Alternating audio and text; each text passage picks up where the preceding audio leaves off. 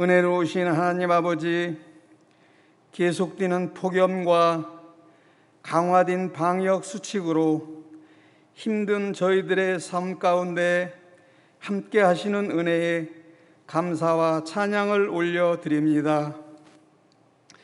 여느 때 같으면 방학과 휴가철을 맞이하여 산과 바다에서 풍요로운 창조 세계의 은혜를 만끽할 8월인데, 금년 8월은 사모하는 성전에서 우리 주님께 예배도 드릴 수 없어 가정에서 온라인으로 예배드리는 심령들을 위로하시고, 성전에서 드리는 예배보다도 더 큰 은혜와 축복으로 함께하여 주시옵소서.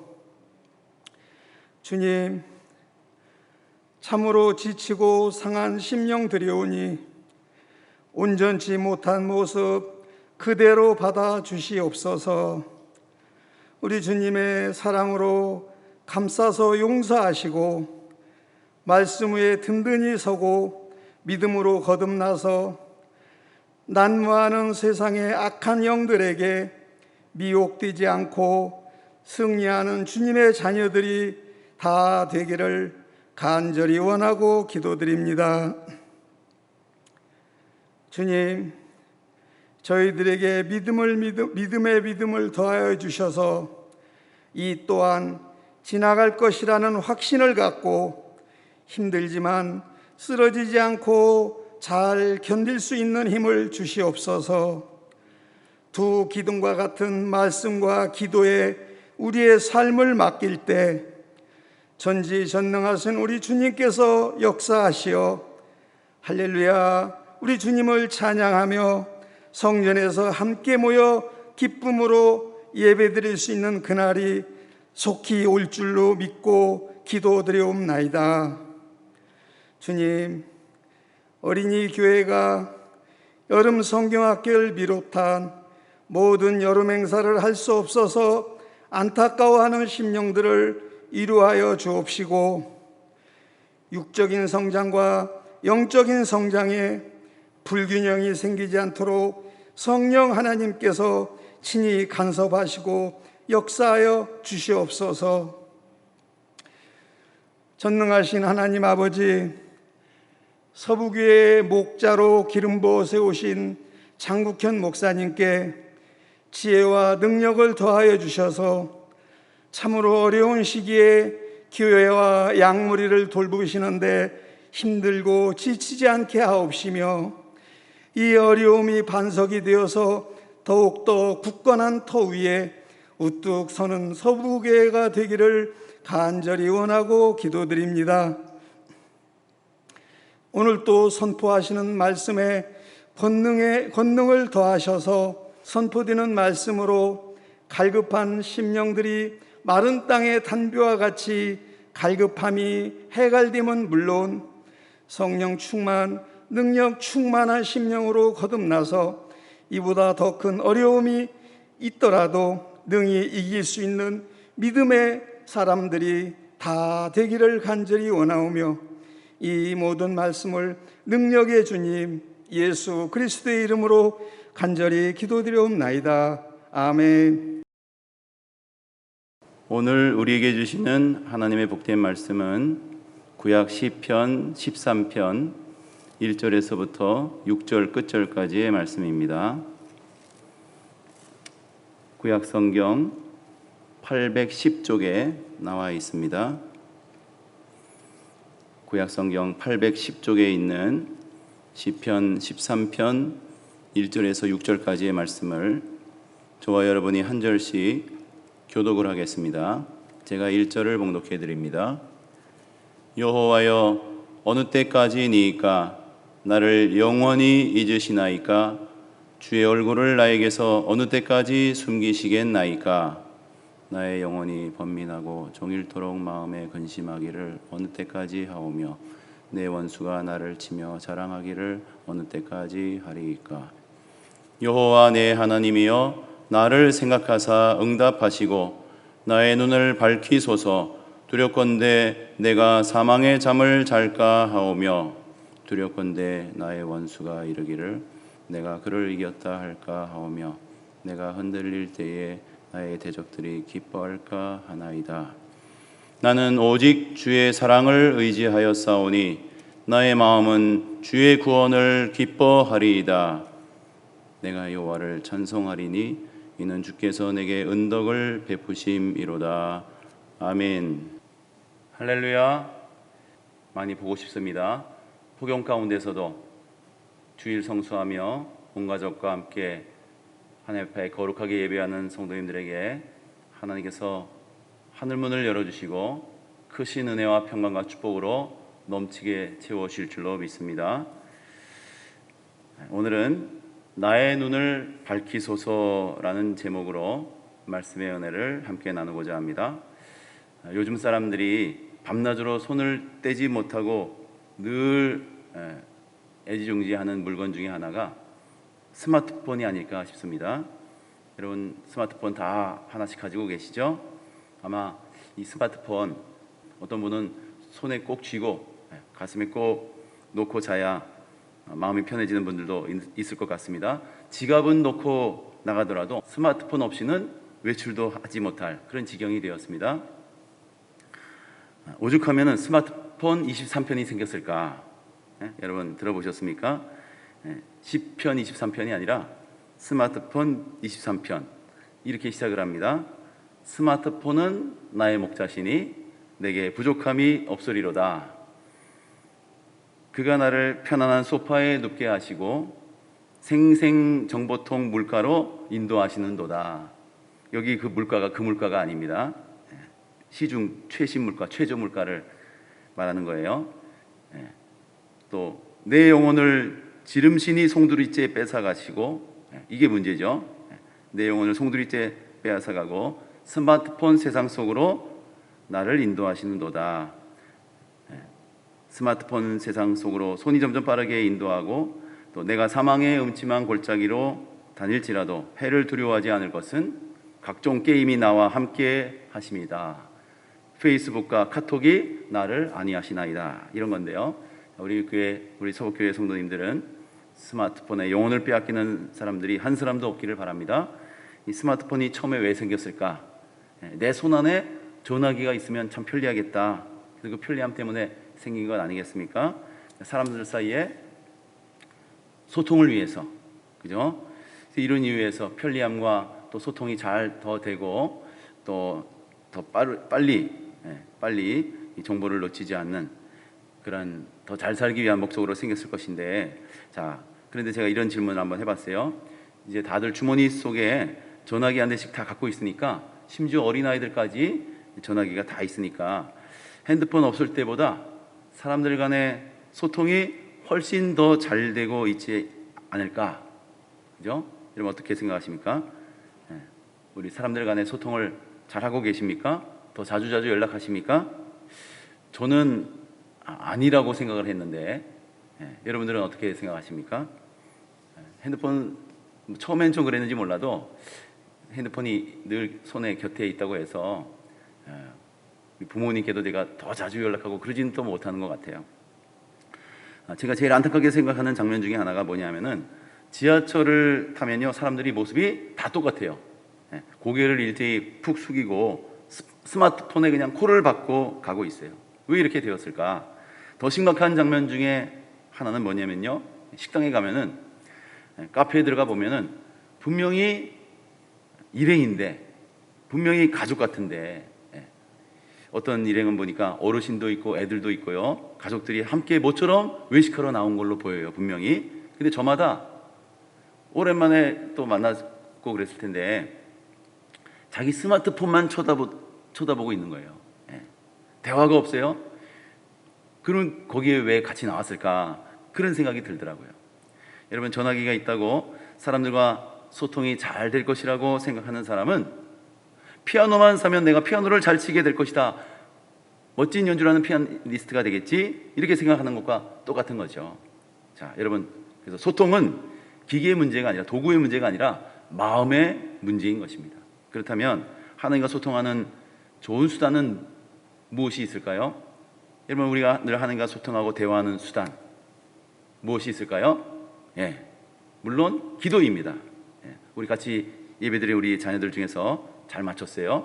예, 우리가 너무나 잘 알고 있는 하나님과 늘 대화하고 하나님과 소통하는 도구를 하나님께서 우리에게, 자, 이 기도하는 손이 뭐라고요? 하나님께 직통전화할 수 있는 핸드폰을 우리에게 주셨어요. 그리고 예수 이름도 주셨지 않습니까? 무엇이든지 내 이름으로 구하는 대로 내가 다 시행할 것이다. 자, 그래서 우리가 기도할 수가 있는데, 이거는요, 이 스마트폰은 배터리 충전할 필요도 없어요. 송수신 방해도 받지 않습니다. 예수의 이름으로 기도만 하면 하나님께 직통으로 전달되는 그런 이 기도. 그런데 여러분, 그러니까 기도하지 않는 것은 내 손안에 핸드폰 전화기를 가지고 있으면서도 쓰지 않는 것하고 똑같은 거죠. 그래서 마치 그것은 자녀들이 어려운 일 당했는데 지금 내 주머니에 부모님께 바로 전화할 수 있는 전화기가 있어요. 그런데 그 버튼 하나만 누르면 되는데 도와달라고 연락하지 못하고 한숨만 푹푹 쉬고 있는 것과 똑같은 것입니다. 얼마나 딱한 노릇입니까? 하나님께 기도하는 여러분 되시기 바랍니다.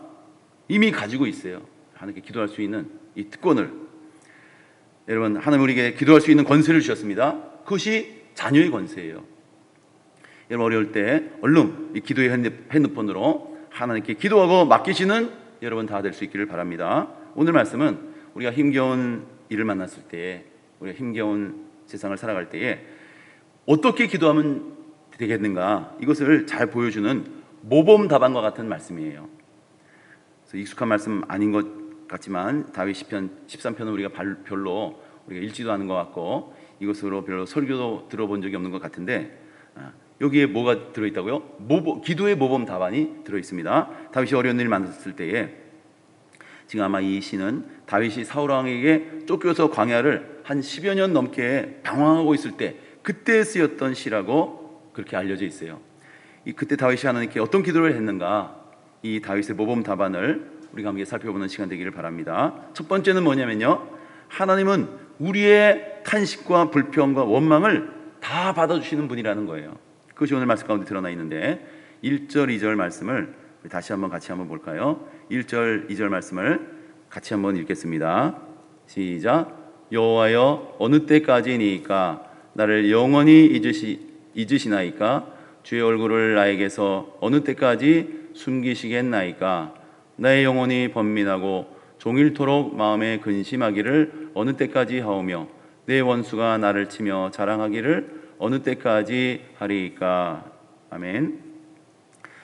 자, 어느 때까지 숨기시겠습니까? 내 영혼이 번민하고 종일토록 마음에 근심하고 있지 않습니까? 그래서 어느 때까지니까가 아니라 우리는 사실 기도할 때 하나님의 때를 이루어 주시옵소서, 이런 기도가 더 성숙한 기도라고 제가 말씀드린 적도 있는데, 그러나 어느 때까지니까, 이게 지금 다윗의 기도입니다. 그러니까 지금 하나님께서 간절히 기도하고 찾는데 하나님께서 모습을 드러내지 않고 응답해 주시지 않는 것 같고 나타내 주시지 않는 것 같으니까, 이 짧은 두 절 가운데에 이 어느 때까지니까가 몇 번 나온다고요? 4번 반복해서 나오고 있는 거 보이십니까? 제가 반복해서 2번 이상 반복해서 나오는 것도 굉장히 중요한 말씀이다 그랬는데, 하나님 도대체 어느 때까지입니까? 하나님 나를 잊어버리신 거 아니세요? 도대체 어디 계시는 것입니까? 왜 나한테 숨어서 나타나지 않습니까? 이 간절한 다윗의 원망, 불평이, 탄식이 담겨져 있어요.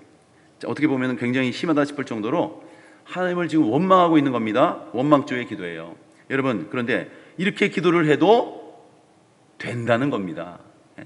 이렇게 기도를 해도 우리 하나님이 어떻게 하신다고요? 다 받아주시고 계신다는 거예요. 여러분, 우리는 하나님의 자녀들이라고 그랬죠. 이 정체성을 갖는 것이 굉장히 중요합니다. 물론 자녀들이 부모님 앞에서 늘 밝은 얼굴로 예의 바른 태도로 이렇게 말하고 보이는 것 좋겠지만은 때로는 불평도 하고 막 짜증도 내고 막 그러지 않습니까? 엄마 아빠한테 그냥 막 함부로 하는 것처럼 보이도록 막 하는 그런 자녀들이 있어요. 저희 집에도 있는 것 같기도 하고 아닌 것 같기도 하고, 부모님들 다 이런 경험이 있으실 거예요.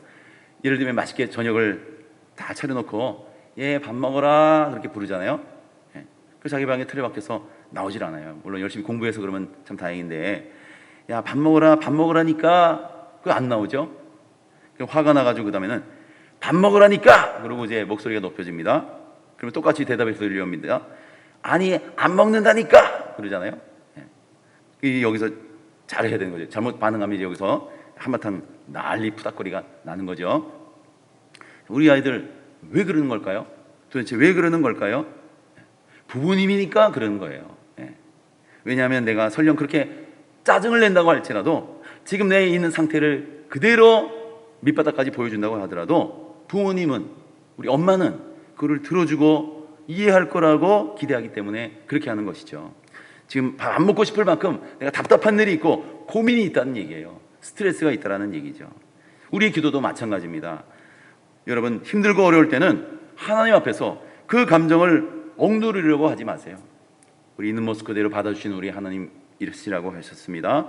여러분, 상한 감정, 답답한 마음 그대로 다 가지고 나와서 하나님께 기도의 자리에 나오시기 바랍니다. 사탄 마귀는요, 우리를 이렇게 속이려고 하거든요. 야, 너 신앙생활 엉망진창으로 했잖아. 너 말씀 암송도 안 하잖아.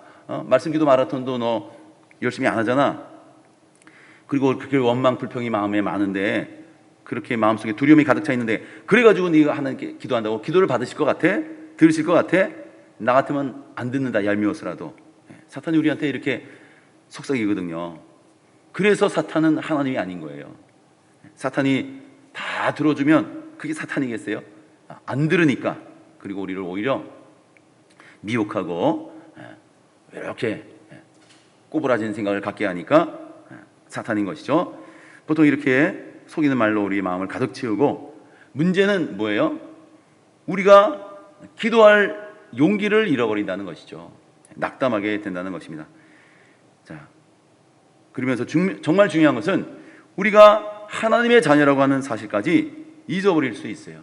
여러분, 속지 않기 위해서 늘 기억하시기 바랍니다. 우리가 하나님께 기도할 수 있는 것은 내 열심히 이루는 게 아니라 오직 예수 그리스도의 십자가가 우리의 기도를 이루는 것입니다. 그것이 바로 하나님의 자녀로서의 특권이라고 하는 것을 결코 잊어버리면 안 돼요. 문제를 마음에 담아둔 채 끙끙거리고 탄식하고 한숨 짓고 있지만 마시기 바랍니다. 오히려 주님은 그렇게 어려울수록 우리가 기도의 자리에 나오기를 언제나 기다리고 계세요. 기다리고 계실 뿐만이 아니라 얼마나 힘들면 저럴까, 우리가 아무리 이상한 얘기를 하더라도 다윗처럼 원망 불평 탄식을 늘어놓더라도 하나님은 그것을 다 알고 계시고 다 받아주실 만큼 넉넉한 품을 갖고 계신 분이시라는 것을 꼭 기억하실 수 있길 바랍니다. 저희 어머님이 오원남매를 키우시면서 아버지한테는 얘기 못하는 거, 얘기했다가는 뭐라고 이놈 버럭 화를 내실 건데, 우리 어머님한테는요 뭐든지 다 얘기할 수 있어요. 이성에 대한 고민도 다 얘기했던 것 같아요. 자, 그래서 화난다고 괜히 주변 사람들에게 분풀이 하려고 하지 마시고, 사람들이 다 내 얘기 들어주는 것 같지만 결국은 또 뒤통수로 쳐서 돌아오는 일이 될 수도 있어요. 모든 것을 다 받아주시는, 있는 모습 그대로 받아주시는 하나님께 하소연하시고 하나님 앞에 다 풀어놓으시기 바랍니다. 우리의 형편과 사정을 우리 자신보다도 더 잘 알고 계시는 하나님께서 반드시 들으시고 응답해 주실 줄로 믿습니다. 자, 여러분, 오늘 말씀 시편 13편에 다윗이 지금 무엇을 하나님께 호소하고 있는지 잠깐만 살펴볼까요? 1절에 보니까 어느 때까지니까 영원히 나를 잊으셨습니까? 자, 다윗에게 가장 큰 마음속의 첫 번째 근심이 뭐였냐면은 혹시 하나님이 나 잊어버리신 거 아니에요? 이거예요. 그래서 정확하게 원문으로 이 번역을 하면요, 이 두 번 반복되고 있거든요. 여호와여, 언제까지 나를 잊으시겠습니까? 아니 주님, 영원히 나를 잊으시겠습니까? 이렇게 지금 얘기하고 있는 거예요. 잊혀질 것에 대한 두려움, 이것이 다윗의 가장 큰 근심이었습니다. 자, 두 번째도 마찬가지입니다. 주님의 얼굴을 나에게서 어느 때까지 숨기시겠나이까? 이런 배우나 탤런트, 가수 같은 연예인들 보면요, 팬들의 인기를 먹고 살아요. 그것이 없으면 안 되죠. 그래서 연예인들에게 인기는 거의 절대적입니다. 인기를 다른 말로 하면은 팬들의 관심이라고 할 수가 있어요. 근데 이 팬들의 관심을 한 몸에 왔던 연예인이 어느 순간에 그 인기가 떨어졌어요. 사람들이 찾지도 않아요. 그리고 연예인들이 자기의 활동이 담은 사진이나 영상을 인터넷에 올리고 그럴 때도 칭찬하고 격려하고 축복하고 그러면 좋은데, 인기가 떨어진 사람, 또 더 이상 찾지 않는 사람, 그래서 또 이제 자신의 인생이 깊은 나락으로 떨어지는 것 같고, 그래서 너무 낙심해서 극단적인 선택을 하려고 하는 그런 사람들도 있는데, 이 끊임없이 자기의 영상 활동, 사진 이런 것에 칭찬하고 격려하고 또 댓글을 달고 그러면은 너무나 힘이 되고 용기가 나죠. 그런데 반대로 악성 댓글, 악플이라고 하죠. 이것처럼 힘든 게 없다고 그럽니다. 막 욕하고 미워하고 그런 악플이 달린단 말이에요. 근데 이것보다 더 고통스러운 게 있다고 그러는데요. 그게 뭔지 아십니까? 그거는 아예 아무런 댓글이 달리지 않는 거예요. 무플이라고 그러죠. 차라리 악플이라도 달면 그래도 나한테 사람들이 관심을 갖고 있다라는 거죠. 나를 아직 잊어버리지 않았다는 그런 뜻인데, 무플이다 그러면, 무플이라는 것은 무관심이잖아요. 자기는 이제 완전히 관심 밖에 잊혀진 사람이 되었구나. 이게 가장 힘들다는 겁니다. 우리 성경 민수기 6장 25절 26절 말씀에 보면요, 이런 말씀이 나옵니다. 여호와는 그의 얼굴을 내게 비추사, 하나님이 우리에게 얼굴을 비춰주셔서 은혜 베풀어 주시기를 원합니다. 이 아론의 축복 기도문 아닙니까? 여호와는 그 얼굴을 내게로 향하여 드사 평강 주시기를 원하노라 할지니라 그러셨어요. 하나님께서 인간을 향해서 얼굴을 보여주신다는 것은 하나님을 향해 사는 사람들에게 하나님께서 은혜와 평강과 축복을 주신다는 거거든요. 다윗이 이거를 너무나 잘 알았어요. 그래서 하나님께서 나에게 얼굴을 보여주시고 나에게 하나님의 존재를 드러내 주십시오, 그런 소원을 갖게 된 것이죠. 또 구약 신명기 31장 18절에 보면 이런 말씀이 나오는데요. 또 그들이 돌이켜 다른 신들을 따르는 모든 악행으로 말미암아 내가 그때에 반드시 내 얼굴을 숨기리라. 어떻게 하신다고요? 다른 신들을 따르는 우상 숭배하는 악행을 할 때에, 또 나를 떠나서 다른 신들을 섬길 때에, 그때 내가 반드시 내 얼굴을 숨겨버릴 거야, 이렇게 말씀하셨어요. 다윗이 이 말씀을 알거든요. 그렇기 때문에 그런 게, 이것이 두려운 거예요. 내가 혹시 하나님보다 더 우선했던 우상의 죄를 혹시 범한 게 있지 않는가, 내가 내 잘못 때문에 하나님께서 나에게 얼굴을 숨기고 계신 건 아닌가, 이렇게 눌려 있는 거예요. 그래서 그 마음 든 생각 그대로를 시편으로 지금 올려드리고 있는 것인데요. 자, 다윗의 또 다른 근심이 세 번째 나옵니다. 자, 어느 때까지 내 원수가 나를 치며 자랑하기를 언제까지 하오리까. 지금 이렇게 원수에 대한 근심을 또 걱정하고 있는 장면이 나옵니다. 언제까지 나의 영혼이 내 앞에서 의기양양하는 그 원수의 꼴을 보고만 있어야 합니까? 라는 거죠. 자, 안 믿는 사람들, 예수 안 믿는 사람들이 너무나 잘 되는 것 같은 거예요. 우리 예수 믿는 사람인데 이렇게 고난 가운데 있고 무너져 있는데, 이렇게 주저앉아 있는데, 아니 왜 이렇게 안 믿는 사람들은 저렇게 잘 되고 형통하는 것처럼만 보이는 겁니까? 예? 그래서 우리가 삶 가운데 적용해 본다면, 아니 승진 기회가 있었는데 그만 탈락하고 말았어요. 그런데 나하고 사사건건 대립하던 그 안 믿는 친구 하나가 나한테 와가지고는 얘기하는 거죠. 예수 믿는다고 그렇게 떠들고 다니더니 이번에도 승진하지 못했어? 아, 난 승진 안 해도 되는데 자꾸 승진하라고 그러네. 없던 성과급도 챙겨주고 나는 교회도 다니지 않는데 왜 이런 일이 생기는지 몰라. 이런 얘기를 듣는다고 한번 생각해 보세요. 아니 자식이 신앙생활도 열심히 잘하고 공부도 잘한다고 하지 않았어? 근데 시험을 망쳐서 대학 못 가고 재수하게 됐다고? 참 안 됐다. 아니 우리 애는 별로 공부를 안 하는 것 같았는데 좋은 대학에 들어갔네. 괜찮아, 대학이 뭐 전부인가? 뭐 이렇게 말하면서 눈초리가 살짝 가늘어집니다. 이런 일이, 내가 이런 말을 듣는다고 생각해 보세요. 이런 유에 해당하는 여러 상황들이 다윗의 삶과 신앙을 지금 짓누르고 있다라는 겁니다. 근데 다윗을 보세요. 이 모든 것을 다 하나님 앞에 가지고 나와서 모든 것을 다 하나님 앞에, 십자가 앞에 풀어놓고 있지 않습니까? 4절을 보시면 다윗의 두려움이, 이런 두려움이 4절에 나오는데, 두렵건대 나의 원수가 이르기를 내가 그를 이겼다 할까 하오며 내가 흔들릴 때에 나의 대적들이 기뻐할까 하나이다. 나를 통해서 하나님의 영광이 드러나고 하나님의 역사가 드러났으면 좋겠는데, 하나님의 영광을 드러낸 것이 아니라 하나님의 영광이 가려질 것 같아서 그것이 저는 두렵습니다. 내가 망신당하고 내가 그냥 찐빵이 되는 거 상관없는데, 나 때문에 하나님의 영광 가려지고 하나님의 이름이 욕을 먹게 되는 것이 내가 가장 괴롭습니다. 그러면서 하나님 앞에 탄식하면서 부르짖고 있는 것이죠. 자, 그런데 반전이 일어납니다. 여러분, 오늘 말씀 안에 반전이 일어나요. 다윗이 진실로 하나님의 사람이었다고 하는 증거가 이 두려움의 끝자락에서 무엇을 붙잡았는가에 따라서 이제 그 역전과 반전이 나오는 것이죠. 5절 말씀에 이렇게 되어 있어요. 5절 말씀을 우리 같이 한번 읽어볼까요? 5절 말씀 시작.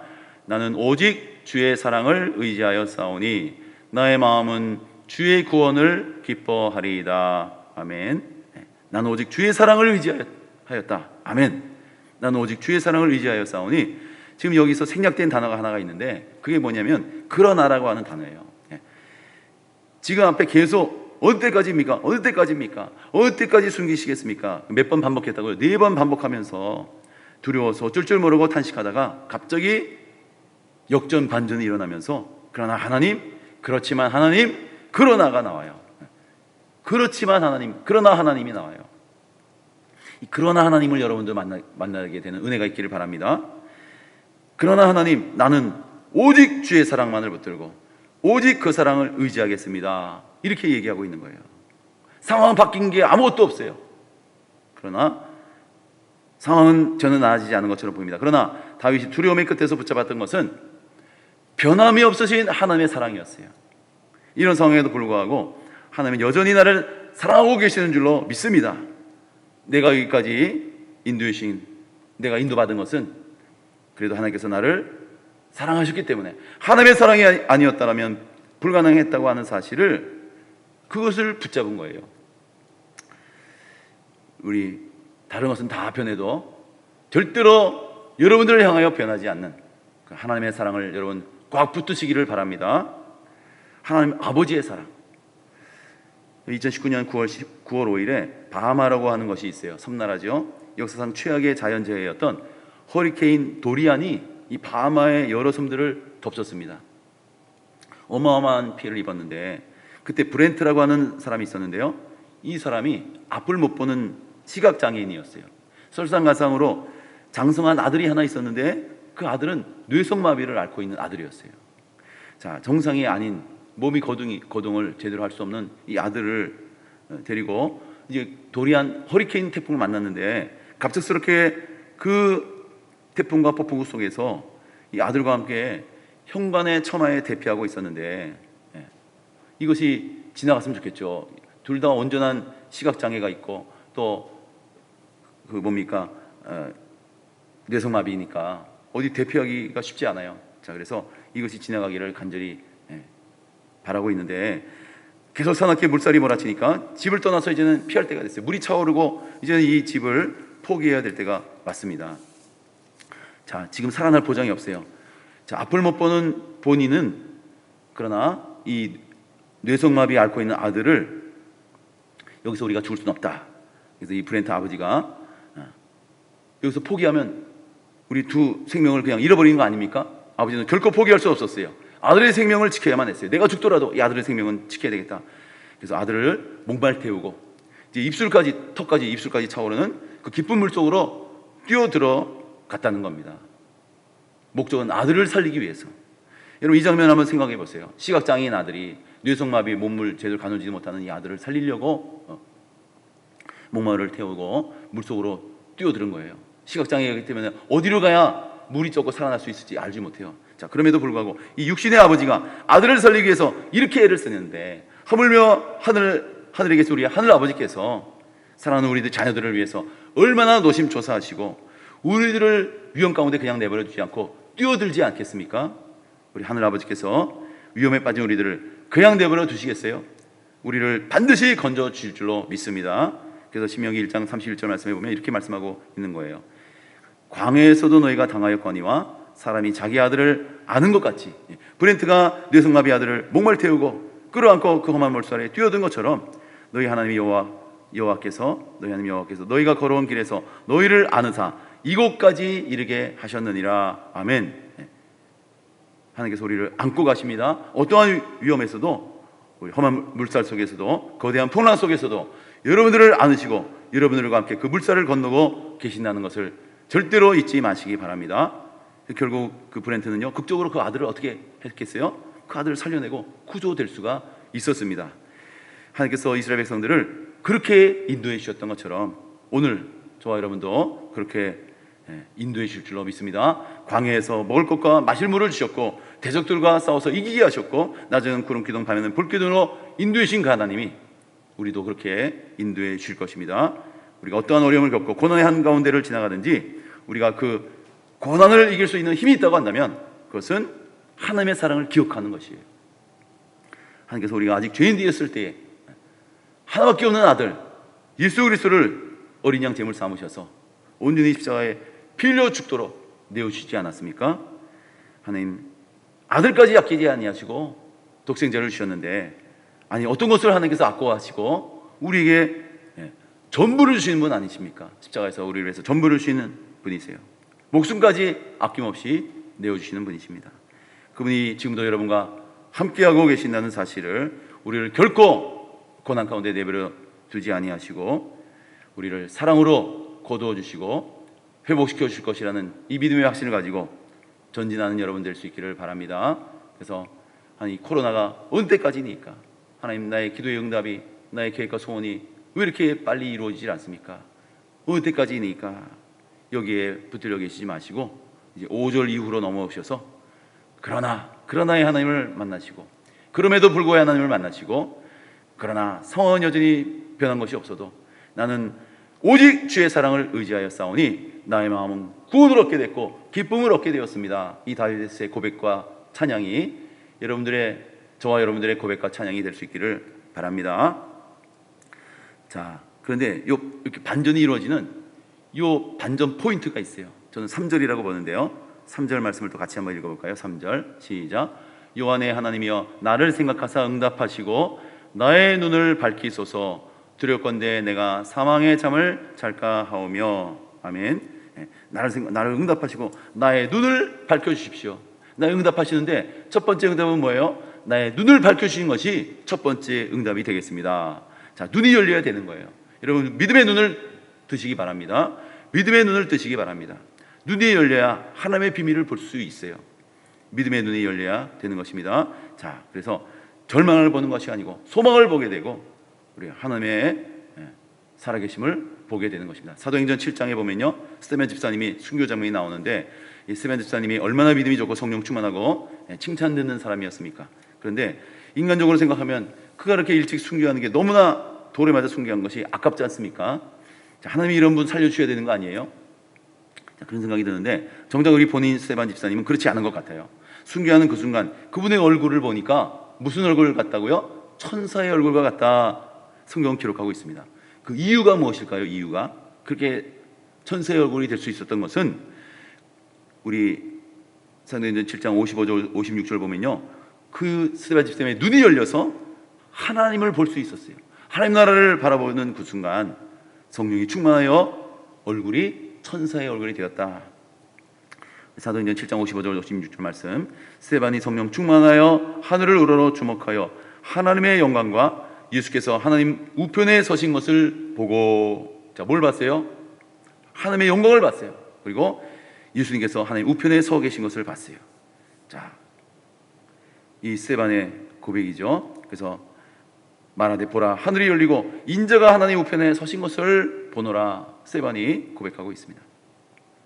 자, 그는 믿음의 눈으로 하늘이 열리고 우리 예수님께서 하나님 우편에 서 계신 것을 보면서 자신도 그 하나님 우편에 서게 될 것을 본 것이죠.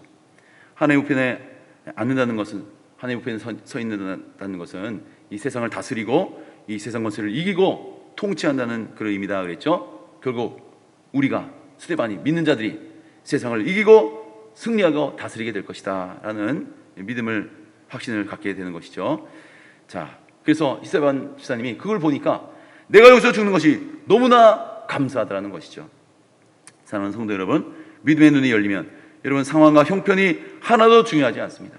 오직 그 믿음으로 위기를 돌파해 나갈 수 있는 능력을 얻게 된다는 거예요. 여러분, 어떤 예수 잘 믿는 사업가 한 분의 이야기를 소개해 드립니다. 예전에 IMF가 터져가지고요, 모두가 어려울 때였어요. 한 20년쯤 됐죠. 지금도 코로나도 어렵지만은 IMF 겪으신 분들은요, 그때만큼 어렵던 때가 없었다라고 생각이 드실 겁니다. 정말 이 사업하시던 분들이 특별히 어려웠었는데, 그때 노심초사하면서 이분도 사업이 이제 다 망했죠. 그리고 밤잠을 못 자고 끙끙거리고 그럴 때에 하루는 정말 이제 점점 폐인이 돼가는 이 집사님을 장인 어른이 부르시더래요. 너무나 안타까우니까. 그래서 장인 어른이 뭔가 좀 도움을 주려고 하나 기대하는 마음으로 장인한테 갔는데요. 그때 한다는 얘기가, 자네 인테리어 사업 한번 해보지 않겠나 하고 권유를 하더랍니다. 지금 생각해 보세요. 운영하던 지금 사업도 자금이 없어서 쩔쩔매고 이제 다 망했는데, 결국 무슨 자금이 있어야 시작을 할지, 또 한다고 해도 망할지 잘 될는지 기로에 서 있는데, 인테리어 인자도 모르는 사람인데 제가 무슨 인테리어를 하겠습니까? 이렇게 난색을 표했는데, 그래도 장인어른이 계속해서 인테리어 사업이 참 얼마나 전망이 좋고 그 사이가 또 이렇게 손재주가 있으니까 하면 잘할 거다. 그래서 막 이게 하면 얼마나 좋게 될 것인지 막 권유를 해가지고, 근데 결국 못 하겠습니다 그랬는데, 참 이상하다 그러면서 이제 집으로 돌아왔는데요. 그날 저녁에 이제 매일 집사님이 하던 대로 성경을 펴놓고 앉아서 읽는 겁니다. 그날따라 이분이 어디를 읽었냐면은, 우리 새벽에도 최근에 이 말씀을 읽었었는데, 출애굽기 18장 말씀을 읽은 거예요. 출애굽기 18장 무슨 말씀 내용입니까?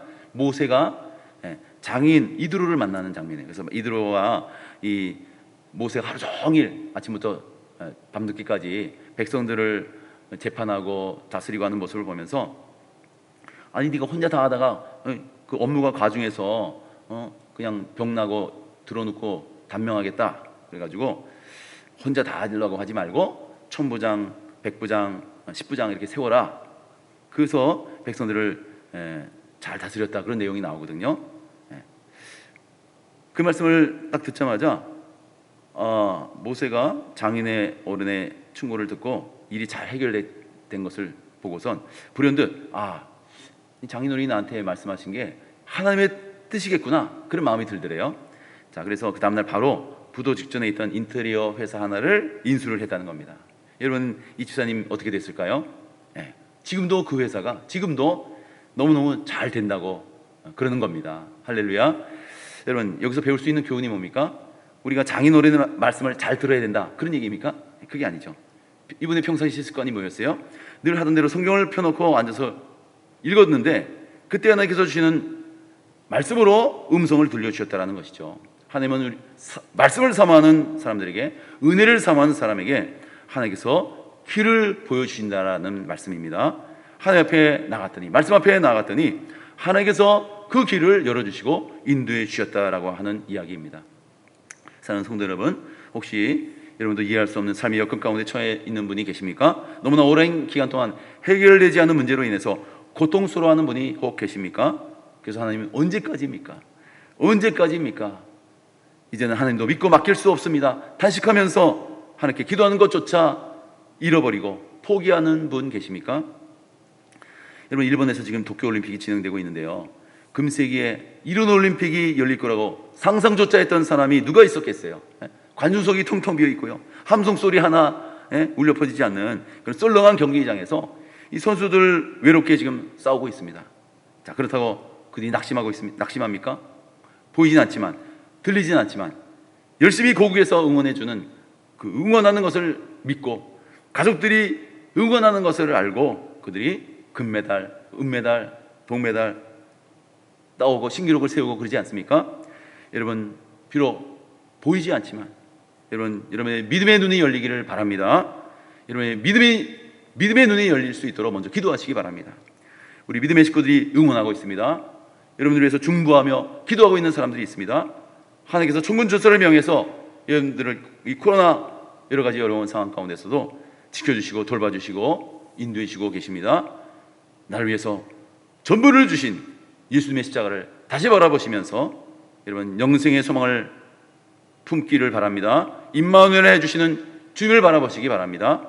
그러면 주님께서 정말 절망 가운데서도 무엇보다도 이 다윗이 깨닫게 되었던 것처럼 나를 향한 다른 것은 다 변해도 나를 향해 변함없는 하나님의 사랑, 십자가 사랑의 은혜를 깨닫게 해 주실 줄로 믿습니다. 찬송하게 해 주실 줄로 믿습니다. 다윗은 항상 하나님을 바라보는 이 믿음을 가지고 있었어요. 그래서 절망적인 상황 속에서도 결국 하나님의 사랑을 의지할 수 있게 되고 찬양할 수 있게 된 것 아닙니까? 그래서 다윗이 6절에 이렇게 고백하잖아요. 6절을 또 같이 있습니다. 내가 여호와를 찬송하리니 이는 주께서 내게 은덕을 베푸심이로다. 아멘. 가장 반전이 크게 일어나는 시편 중에 하나예요. 앞에는 어느 때까지입니까? 어느 때까지입니까? 원수들이 자랑하기를 어느 때까지 합니까? 이러다가 마지막은 나는 주의 사랑으로 인해서 구원을 기뻐하고 구원을 얻었고 기뻐하고 또 여호와를 찬송합니다. 나에게는 주님께서 베푸신 은덕이 넘칩니다. 은혜와 하나님의 축복이 넘칩니다.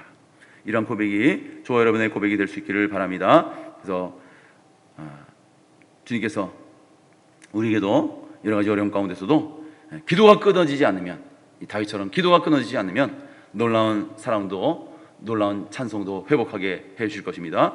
그래서 우리 성도님들 중에서도 보니까요, 여러 가지 코로나로 인해서 어려움 속에서도 기도가 당연히 끊어지지 않고 있지만 특별히 다윗처럼 찬송도 끊어지지 않고 있는 분들이 계세요. 찬양을 늘 끊이지 않게 하시는 분들이 계세요. 그걸 볼 때 하나님께서 특별한 사랑으로 은혜로 붙들고 계시는구나 안심하고 감사한 마음을 제가 갖게 됩니다. 아까 앞에 우리가 부른 찬송의 가사처럼 내 두려움이 변하여 기도가 되었고 전날의 한숨이 변하여 바뀌어서 찬송으로 변화되는 이런 놀라운 역사가 우리 가운데도 날마다 일어나게 되기를 간절히 바랍니다. 사랑하는 성도 여러분, 우리 마음을 무겁게 짓누르는 문제가 있다면 이 시간 하나님 앞에 부르짖으면서 기도하시기 바랍니다.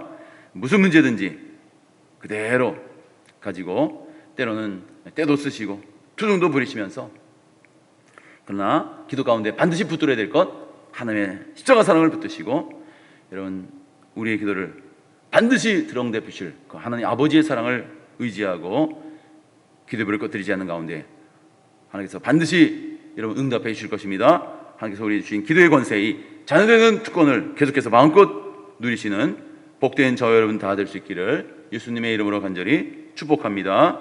아멘. 기도드리겠습니다.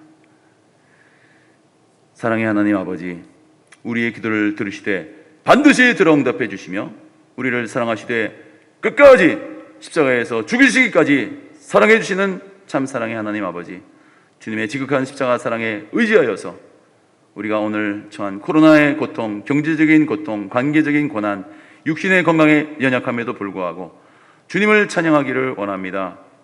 우리가 기도가 중단되지 않게 해주시옵시고 기도하는 가운데 무엇보다도 변화오는 주님의 사랑을 다시 한번 깨닫고 찬송할 때에 계속 끊임없이 기도할 때에 우리 모든 슬픔을 위로하여 주시고 염려, 두려움이 변하여 기도가 되고 전날의 한숨이 변하여 찬송으로 바뀌는 놀라운 역전, 반전, 십자가 승리를 날마다 체험하는 복된 저희들 다 되게 하여 주시옵소서. 예수님의 이름으로 기도드리옵나이다. 아멘. 잠깐 알리는 말씀 알려드립니다. 우리 다음 주일 8일 주일까지 일단 성전 예배를 중단하고 온라인 예배로만 드립니다. 서북교회 유튜브 채널 통해서 우리 전교인이 다 함께 주일 오전 11시에 함께 비록 장소는 다르지만 우리가 합심해서 마음을 모아서 우리 11시 주일 예배에 다 함께 있는 자리에서 온라인 예배로 동참해 주시기를 바랍니다. 새벽 기도에는 계속해서 성전에서 현장 예배로 다음 주간에도 모이겠습니다. 19명 이하까지는 허용이 되기 때문에 새벽 기도는 성전으로 나오시기 바랍니다. 말씀과 기도 마라톤 우리 8월 말까지 진행이 됩니다. 모두 함께 동참하셔서 큰 은혜를 체험하시고 또 주님 안에 우리가 하나인 것을 확인하는 우리 축복된 시간들이 되기를 바랍니다. 매일 말씀 쓰시고 또 매일 기도하시면서 체크하시고 또 기도 제목에 매일 기도 체크하셔서 7월 말까지 하신 것도 제출하시고 또 8월 새로운 기도 제목 나눔지 여러분 체크하셔서 제출하시면은 말씀 기도 마라톤 완주한 분에게 기념품을 드리도록 하겠습니다. 9월 5일까지 9월 첫 주일까지 제출하시면 되겠습니다. 또 우리 매일 암송구절 또 여러분 보내드리는 것 잘 가족들 자녀들과 함께 온 가족이 함께 암송하셔서 그 말씀의 은혜를 누리기 바랍니다. 아주 기쁜 소식이 있는데요. 결혼 소식이 있습니다. 이 구역의 하경동군 하태근 집사님, 이영문 권사님 아들인데 김나현 양과의 결혼식이 8일 오후 5시 30분 강남 논현동에 있는 더 채플 앳 논현 6층의 라포레 홀에서 있습니다. 아주 기쁜 일 맞이했는데 축하해 주시고 많이 축하해 주시고 또 기도해 주시기 바랍니다. 또 이 예배 드린 후에는 온라인 헌금에도 여러분 참여해 주셔서 온라인 주일 예배 후에 온라인 헌금까지 드린 것이 내가 주일 예배 드린 것이다. 꼭 그렇게 생각하시고 헌금에 적극 동참해 주시기 바랍니다. 해마다 온라인 예배가 한 달 정도 계속되면은 재정이 극도로 어려워지게 되는데 지금 그런 상황 가운데 있습니다. 여러분 기억해 주시고 온라인 헌금에도 적극 동참해 주시기를 바랍니다. 우리 서로 축복하고 예배 마치겠습니다. 우리 옆에 분에게 서로 축복할까요? 변함없는 하나님의 사랑이 있습니다. 변함없는 하나님의 사랑이 있습니다. 변함없는 하나님의 사랑으로 우리 믿음의 식구들을 다 붙들어 주실 줄로 믿습니다. 축도로 예배를 마치겠습니다.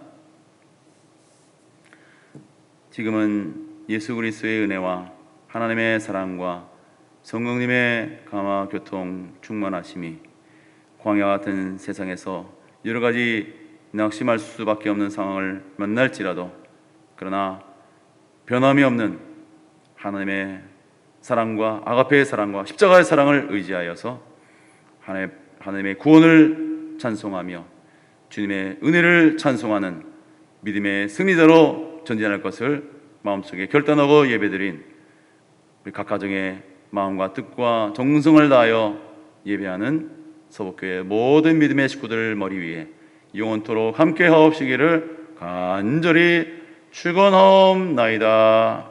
아멘.